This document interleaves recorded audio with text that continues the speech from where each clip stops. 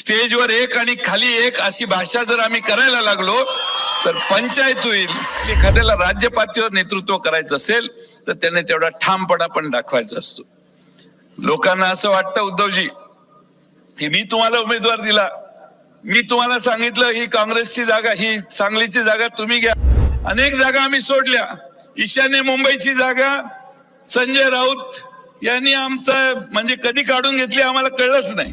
मी राष्ट्रवादी काँग्रेसच्या सगळ्या कार्यकर्त्यांना सांगतो, माझ्या पक्षात राहायचं असेल, माझ्या बरोबर काम करायचं असेल तर त्यांनी चंद्रहार पाटलांचंच काम केलं पाहिजे. त्यांनी दुसरं इकडं तिकडं केलं तर त्यांना माझा. Sneha steel and furniture centre Salgare. आमच्याकडे स्टील भांडी, संसार उपयोगी साहित्य, sofa set, furniture, cooler, dining table, आटा चक्की व इतर साहित्यांचे एकमेव ठिकाण एक, व्हरायटी अनेक. आता शुभ मुहूर्ताची सुरुवात सलगरेतील स्नेहा स्टील मधील खरेदीनेच. वाजवी दर, सजवा फर्निचरने तुमचे घर. सर्व साहित्यावर बजाज फायनान्सची खास सोय उपलब्ध. स्टील भांड्यांना 5 वर्षे गॅरंटी तर फर्निचर साहित्यास कीड वाळीपासून लाईफ टाईम वॉरंटी. खात्रीशीर खरेदीसाठी मिरज पूर्व भागातील एकमेव ठिकाण Sneha steel and furniture centre Salgare. आमचा पत्ता रवींद्र वसनिकेतन शेजारी सलगरे. संपर्क 90 96 25 91 38. प्रत्येक बातमीतील घटनेच्या वास्तविकतेची तुलना थेट पाहत रहा सांगली अपडेट. देशात पंतप्रधान कोण होणार, कोणाचं सरकार येणार याचा निर्णय करणार आहात. संपूर्ण देशामध्ये सामान्य माणसं भारतीय जनता पक्षाच्या पूर्णपणाने विरोधात गेलेत आणि माणसांची प्रचंड रागाची भावना पदोपदी महाराष्ट्रात आणि देशात अनेक ठिकाणी लोक व्यक्त करतात. महिन्याभरापूर्वी चित्र वेगळं होतं, पण जेव्हापासून महाराष्ट्रामध्ये उद्धव ठाकरेंचे दौरे सुरू झाले, उद्धवजींच्या जशा सभा सुरू झाल्या, शरद पवार साहेब पायाला भिंगरी घालून जसे फिरायला लागले, तसा महाराष्ट्र पुन्हा एकदा ठामपणाने या दोघांच्या मागे उभा राहतोय असं चित्र निर्माण झालं. महाराष्ट्रामध्ये मराठी माणसांनी तयार केलेले 2 पक्ष फोडण्याचं प्रायश्चित्त भारतीय जनता पक्षाला द्यायचं हा निर्धार मराठी माणसांनी महाराष्ट्रात केलेला दिसतोय. मी आज आपल्या पुरतं सांगत नाही, पण शिवसेना, काँग्रेस आणि राष्ट्रवादी काँग्रेस आमचे सगळे मित्र पक्ष हातात हात घालून आम्ही काम करतोय. अपवाद फक्त सांगलीच आहे. या मतदारसंघामध्ये हा मतदारसंघ शिवसेना आणि काँग्रेस यांच्या चर्चेमध्ये शिवसेनेकडे गेला. शिवसेनेने चंद्रहार पाटील डबल महाराष्ट्र केसरी यांना उमेदवारी दिली. हा त्या पक्षाचा निर्णय आहे, आघाडीचा निर्णय आहे, एकट्या शिवसेनेचा निर्णय नाही. कारण आघाडीतले 48 उमेदवार आम्ही सगळ्यांनी बसून मिळून जे ज्या पक्षाला जागा आल्या त्या पक्षाने निर्णय घेऊन घोषित केल्या. मी माझी सातारची जागा दुसऱ्या कुठल्या पक्षाला चर्चात करून फारशी केली नसेल कदाचित, आणि म्हणून एकदा पक्षाला जागा गेल्यानंतर, निर्णय जाहीर झाल्यानंतर त्याच्यावर चर्चा न करता भारतीय जनता पक्षाला आपल्याला जर पराभूत करायचं असेल तर या नवीन चेहऱ्याच्या मागे आपल्या सगळ्यांनी उभा राहायला पाहिजे. आपण जर आपल्या उद्दिष्टाशी प्रामाणिक असू, महाराष्ट्रामध्ये खरंच आपल्याला भाजपचा चेहरा बुरखा उतरवायचा असेल आणि भाजपचा विरोध करायचा असेल तर महाराष्ट्रात प्रत्येक मतदारसंघ, नुसता सांगली नाहीये, प्रत्येक मतदारसंघामध्ये 3, 4, 5 पक्ष, दोन्ही भारतीय कम्युनिस्ट पक्ष, मार्क्सवादी कम्युनिस्ट पक्ष, समाजवादी पक्ष, शेतकरी कामगार पक्ष, सगळे पक्ष एकसंघपणाने हातात हात घालून काम करतायत. आणि म्हणून माझी आपणा सर्वांना विनंती आहे, ठीक आहे कुणाचा तरी इच्छा होती, नाही झाली मान्य, पण त्याचा अर्थ आपण आपली लढाईची दिशा बदलू शकत नाही. आपण एकसंघपणाने, ताकदीनं, ठामपणानं चंद्रहार पाटील यांच्या मशालीचंच काम केलं पाहिजे. स्टेजवर एक आणि खाली एक अशी भाषा जर आम्ही करायला लागलो तर पंचायत होईल. लोक काय म्हणतात हे फार महत्वाचं नाही. आपली सद्सद्विवेक बुद्धी जागृत ठेवून आपण सगळ्यांनी काम केलं पाहिजे. मी राष्ट्रवादी काँग्रेसच्या सगळ्या कार्यकर्त्यांना सांगतो, माझ्या पक्षात राहायचं असेल, माझ्या बरोबर काम करायचं असेल तर त्यांनी चंद्रहार पाटलांचंच काम केलं पाहिजे. त्यांनी दुसरं इकडं तिकडं केलं तर त्यांना माझा शेवटचा नमस्कार राहील. शेवटी आम्हाला भारतीय जनता पक्षाचा पराभव करताना शिवसेना आणि काँग्रेस दोन्ही पक्ष पाहिजेत. मी महाराष्ट्रामध्ये 10 जागा लढवतोय. 10 जागा राष्ट्रवादी शरद पवार साहेब लढवत आहेत. त्या सर्व ठिकाणी हे दोन्ही पक्ष मला पाठिंबा देत आहेत. दोन्ही पक्ष आम्हाला मदत करतायत. अगदी कम्युनिस्ट पक्षाचे देखील नेते आम्हाला मदत करतायत. त्यामुळं ही आघाडीचा भंग होणार नाही, आघाडीत कुठं क्रॅक जाणार नाही, आघाडी एकसंघ राहील याचा प्रयत्न सगळ्या मान्यवर नेत्यांनी केलं पाहिजे. एखाद्याला राज्य पातळीवर नेतृत्व करायचं असेल तर त्याने तेवढा ठामपणा पण दाखवायचा असतो. लोकांना असं वाटतं उद्धवजी की मी तुम्हाला उमेदवार दिला, मी तुम्हाला सांगितलं ही काँग्रेसची जागा, ही सांगलीची जागा तुम्ही घ्या, असं मी कशाला सांगू? मला माझे 14 जागा पाहिजे होते, 13-14 जागा पाहिजे होत्या. मिलिंद नार्वेकर तिथं होते साक्षीला. 13-14 जागा मिळवताना मला नाकीनऊ झाली. अनेक जागा आम्ही सोडल्या. ईशान्य मुंबईची जागा संजय राऊत यांनी आमचा म्हणजे कधी काढून घेतली आम्हाला कळलंच नाही.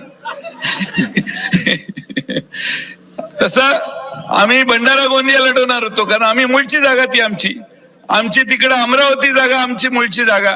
तिकडं अपक्ष एक मागच्या वेळी आम्ही अपक्षांना पाठिंबा दिला. तिकडं आम्हाला त्यावेळी काय बुद्धी झालेली कुणास ठाऊक, पण आम्ही तिकडं अमरावतीला अपक्ष उमेदवाराला पाठिंबा दिला. नवनीत राणा ताईंना आमचा पाठिंबा आम्ही दिला. निवडून आल्यानंतर 3ऱ्या दिवशी भाजपच्या दारात जाऊन बसले. त्यामुळे अपक्षांना निवडून देणं फार धोक्याचं आहे.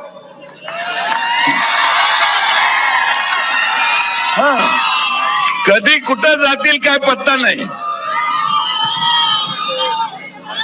आणि त्यामुळं ज्याला शाहू फुले आंबेडकरांचा विचार मान्य आहे, शाहू फुले आंबेडकरांचा विचार ज्यांना मान्य आहे त्यांना जातीयवादी शक्तींच्या बरोबर लढत असताना ठामपणाने चंद्रहार पाटलांच्या मागे उभा राहायला पाहिजे, हा माझा आग्रह आहे. मला माहिती आहे अनेक जण सोशल मीडियात माझी मापं काढतात, पण ही मी दिलेली किंमत आहे. आघाडीमध्ये मी तुमचा पार्ट आहे, आघाडीमध्ये मी तुमचा पार्ट आहे. अनेक जण माझ्या टीका करतात. माझा काही संबंध सांगलीची जागा काँग्रेसनं का शिवसेनेला दिली असा माझा प्रश्न मी करू शकतो, पण मी नाही केलेला तो प्रश्न. तुमच्या दोघातली चर्चा आहे. मी ही जागाही मागितलेली नव्हती, तोंडात भ्रष्ट शब्दही काढलेला नव्हता. कारण मला 13-14 जागा पाहिजे होत्या. त्या माझ्या हळूहळू 10वर आल्यावर मी त्या चिंतेत होतो. ठीक आहे, पण हा निर्णय झाला. एकदा निर्णय झाला की ताकदीनं त्याच्या मागे उभं राहायचं. मला आठवतंय उद्धवजींचा स्वभाव असा आहे, एकदा त्यांचा निर्णय झाला की सूर्य एखाद्या वेळे पश्चिमेला उगवेल पण त्यांचा निर्णय ते बदलेल. हा मला फार जवळून मागच्या महिन्याभरात अनुभव आलेला आहे. आणि त्यामुळं महाराष्ट्रातला शिवसैनिक त्यांच्या मागे निश्चयानं का राहतो तर एकदा दिलेला शब्द हा माणूस मोडत नाही, हा विश्वास सामान्य लोकांना आहे. शेवटी प्रत्येकाचं कॅरेक्टर, प्रत्येकाची व्हॅल्यू ही त्याच्या निर्णय क्षमतेत आहे. आपण ढळमढळमपणा केला तर आपलं कॅरेक्टर, आपली पर्सनॅलिटी कधी तयारच होणार नाही.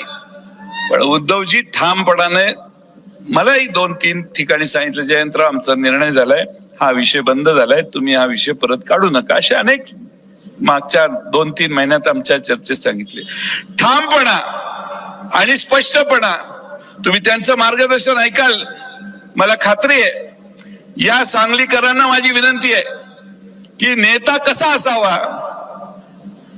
गंगेत करोनाच्या काळात प्रेत वाहून गेली, त्यावेळी महाराष्ट्रात कुठल्याही प्रेताची वासलात विल्हेवाट लावताना योग्य ते संस्कार करून, अंत्यसंस्कार करून नच त्या प्रत्येक प्रेताची विल्हेवाट लावण्याची व्यवस्था आमचे नेते उद्धवजी वर्षा बंगल्यात बसून करत होते.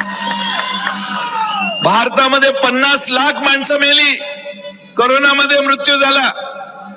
पण महाराष्ट्रामध्ये कोरोनामध्ये ऑक्सिजन कमी पडला, काही हॉस्पिटल कमी पडले, जे जे झालं, हा नेता 24 तास या सगळ्या सुधारणा महाराष्ट्रात करण्याचं काम करत होता. म्हणून देशामध्ये उद्धवजींचं नाव उत्तम मॅनेजमेंट कोरोनाच्या काळात केली, म्हणून आज देश त्यांचं नावलौकिक नाव घेतो. या महाराष्ट्रात कर्जमाफी मी देणार, त्यांनी त्यांच्या निवडणुकीत घोषणा केलेली. मंत्रिमंडळात आम्ही 6-7 जण होतो पहिल्या आठवड्यात. आता अनेक भारतीय जनता पक्षाचे नेत्यांनी घोषणा केल्या, पहिल्या आठवड्यात आरक्षण देतो, पहिल्या कॅबिनेटला आरक्षण देतो. या नेत्याने पहिल्या मीटिंग मध्ये सांगितलं की प्रस्ताव तयार करा, आणि दुसऱ्या मीटिंग मध्ये महाराष्ट्रात हजारो कोटी रुपयाची शेतकऱ्यांना कर्जमाफी फक्त आणि फक्त उद्धव ठाकरेंच्या पुढाकारामुळे मिळाली. हे मित्रांनो तुम्ही समजून घ्या. आणि म्हणून आज महाराष्ट्र पुन्हा एकदा त्यांच्या मागं, शरद पवार साहेबांच्या मागे उभा राहतोय. आणि म्हणून मी आपल्या सगळ्यांना, मला माहिती आहे त्यांनाही जायचंय, म्हणून देशातली परिस्थितीवर एक शेवटची गोष्ट सांगतो. भाकरी करपली, आचारी म्हणाला तवा बदला. पुन्हा भाकरी करपली, आचारी म्हटला पीठ बदला. भाकरी तरी करपली, आचारी म्हटला पाणी बदला.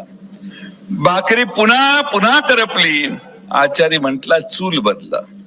तरी देखील परिणाम शून्य, भाकरी करपतच राहिली. आज एकाचीही ह्या सगळ्या वेळी ताकद झाली नाही की आचारी बदला म्हणायची. इतक्या वेळा भाकरी करपली तरी आचारी बदला म्हणायची ताकद झाली नाही. ही भारतीय जनता पक्षाची परिस्थिती आहे. आणि म्हणून तुमच्या माथी महागाई मारणारा, तुमच्यावर बेकारीची कुऱ्हाड लादणारा, तुमच्या देशातल्या आया बहिणींची अब्रू जात असताना त्यावर चकार शब्द न काढणारा जो मूळ मालक आहे तो बदलण्याची वेळ आलेली आहे. आणि म्हणून आम्ही म्हणतो की यंदा आपल्या देशाचा पंतप्रधान आणि देशातलं भारतीय जनता पक्षाचं सरकार बदला. पुन्हा एकदा चांगले दिवस आणायचे असतील, महागाई कमी करायची असेल, जीएसटीतून तुम्हाला मुक्तता घ्यायची असेल, तर पुन्हा एकदा उद्धवजींच्या नेतृत्वाखाली आपण सगळे एकत्रित येऊ.